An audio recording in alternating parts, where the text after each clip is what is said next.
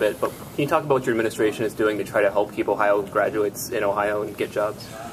Well, I mean, there's a couple things. First of all, when you're seeing the kind of jobs that are getting created, if you take IBM data analytics, it's phenomenal. That's going to be such a great incentive for people to want to stay here. As Honda builds their supercar, you know, who doesn't want to be involved in building a supercar? There's another, you know, really exciting and cool thing that's happening.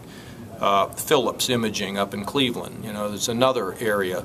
Part of it has to do with making sure that our state is looked at as innovative, 21st century, forward-looking. We know we have a lot more people that can write code in Ohio than we ever knew. We have to create these real gathering spots so there can be a synergy between people who are really interested in IT. I've seen it in the Silicon Valley. But the other thing is there's also a boomerang effect.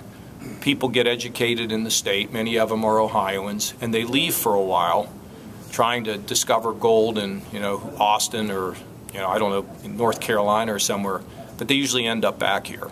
And if the jobs are here, they're most likely to come back. One of the great challenges, though, that we have as a state is to convince people who live in places like California and in New York that you can move to Ohio. Things are really happening in Ohio. You can get a good education and, you know, additional education in Ohio. There are great jobs. There's great entertainment.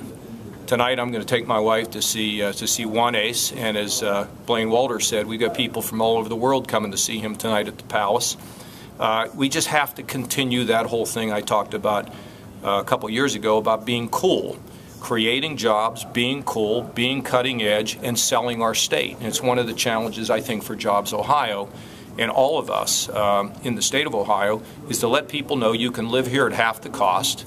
You don't have to sit in traffic for 2 hours. Your neighbors are friendly. You've got access to all the art that you might like. We have great sports. I mean, all those things are the selling of the state. When we went as a business-friendly state from 44 to 22, there is a recognition that Ohio's doing better by CEOs all over the country. So that's really good. And you know, we have a good pipeline of job announcements, but we have to sell Ohio, and we have to convince people that if you come here, you're going to want to stay here. One other thing I'd say, when AEP first located their headquarters here from New York, there were a lot of people who were having family discussions about, we're going from New York to where?